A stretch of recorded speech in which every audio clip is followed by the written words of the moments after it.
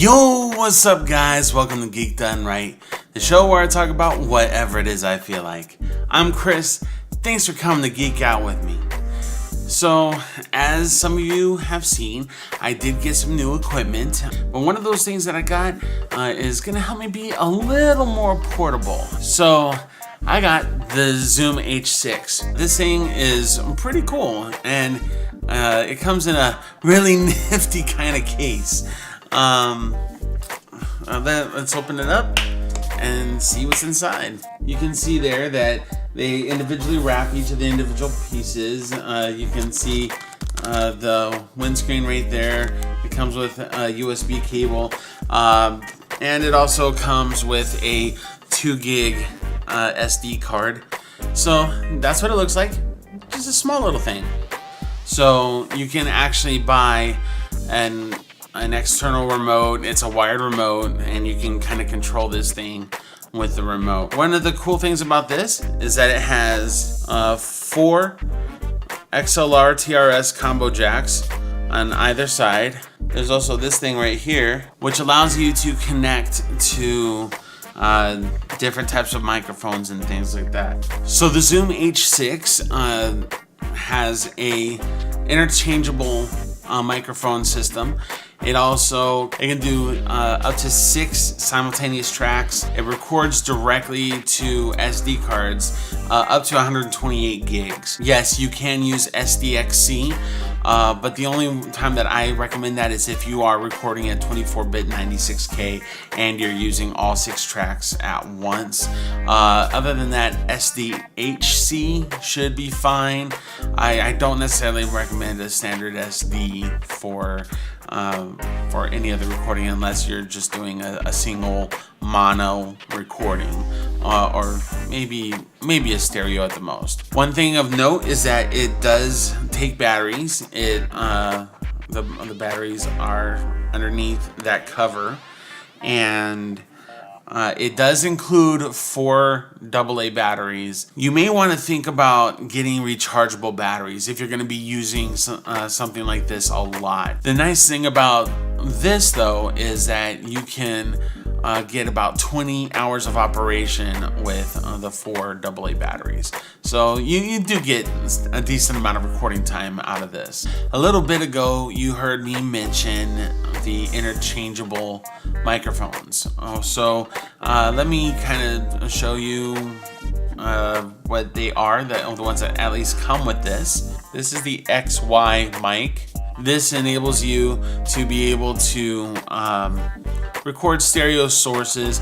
I really was kind of pleased with the sound that I got out of this with guitars. The only thing about it is that these are not on a shock mount, so there is the possibility of getting some transmission through the stand, like you're gonna get some stand noise or other sorts of bumps or things like that could end up in your recording. So just be aware of that.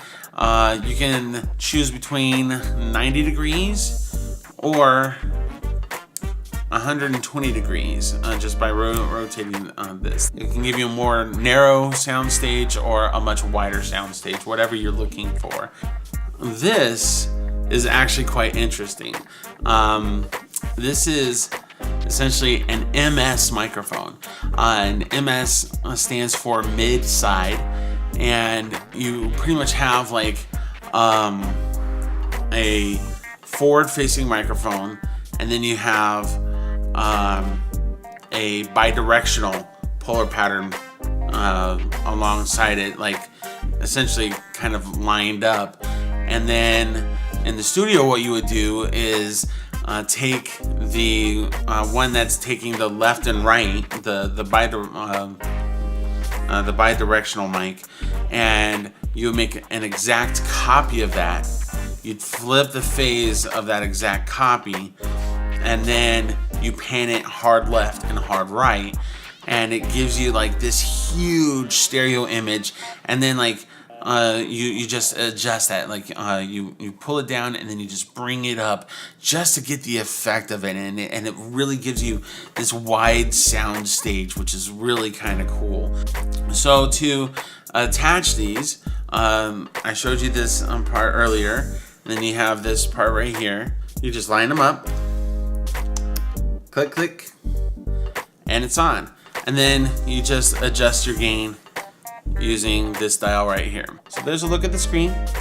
You can kind of see that it just looks almost like a mixer for a DAW. As you can see, there's a little light right there. It helps you know which of these inputs, 1, 2, 3, 4, you're controlling and where the gain is on each of those. I guess the only thing left is to see how it sounds. Okay, so this is an audio test of my Sennheiser MKE 600 going into the Zoom H6 using phantom power from inside of the H6. So yeah, I mean, relatively easy to set up, but one of the big issues is that the interface is a little bit clunky. Quick tip though, make sure to format your SD card directly in the Zoom before you start working with it. Here's hoping that it sounds good. So the other thing that's really cool about the H6 is that there's a bunch of other types of capsules that you can get for it that will make it even better. So let's check out a few of these. Like this shotgun mic capsule is pretty cool. It's kind of like my shotgun, you know. And then there's the this is the shock mounted version of the XY mic capsule. I don't know that it has the 90 degrees versus 120 degrees, so it's kind of a trade-off. I think this is just a straight 90 degree. And then this is what enables you to be able to have 6 microphones plugged in simultaneously. This is really, really cool. It just expands, gives you a couple more XLR TRS combo jacks. So that's what's really cool. And then you can get an accessory pack for it. It comes with a hairy windscreen, aka Dead Cat, a wired remote control like I was talking about earlier. You can get an AC power adapter, and yeah, I mean, this actually comes already with a USB cable, as you saw, but you get an extra one apparently with that pack. Overall, I'm pretty satisfied with this purchase. I feel like it's good quality. It feels really solid. It doesn't feel too heavy, but it definitely feels like you know, it's going to be rugged for all sorts of different things. Well, that's going to wrap things up for this episode of Geek, Dunn, Ryte. Hey, so what do you think of the H6? Do you think it's something that would suit your purposes? Let me know in the comment section down below. And please make sure to smash that like button. It really does help me out a lot. Subscribe if you haven't already. Hit the notification bell so that you know when new episodes drop. And be ready for more episodes of Geek, Dunn, Ryte. Until next time, y'all take it easy. Peace.